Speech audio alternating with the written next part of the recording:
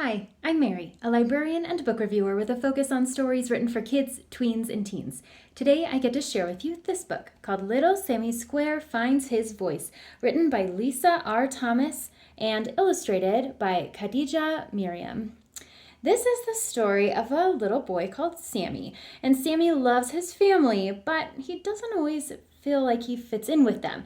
See, Sammy is a square and the rest of his family are circles. So he's got his mom, his dad, his older twin sisters, and him. So he feels a little bit left out, especially when it comes to the family band. Everyone has an instrument that they play well and all of their music harmonizes together. But Sammy doesn't have an instrument, so he tries everything that his family plays, from the drums to the saxophone, and it's not a good fit for him, whether it's a little too hard, a little too heavy, or he just isn't the right size. So one day, Sammy is in the bath and he remembers a song that he learned at school. He starts singing it, and his family quickly realizes the instrument that he can bring to the table. This lovely picture book is a nicely rewarding story about the importance of being yourself and having a family that supports you even when you're different from one another. So this story is about Sammy kind of finding his own place.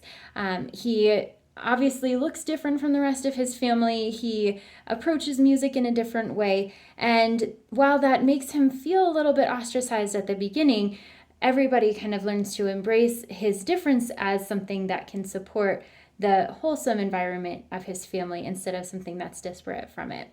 So this story has a lot of text in it, but the text is written in such a way that it is super approachable, so younger kiddos are going to easily fall into it. So there's short sentences, everything's really straightforward, and it's a feeling that most kids are going to have experienced in one way or another, whether they have older siblings or if they're the oldest and they feel different. But because this is a story about kind of finding your voice, it can be easily translated to a lot of different experiences.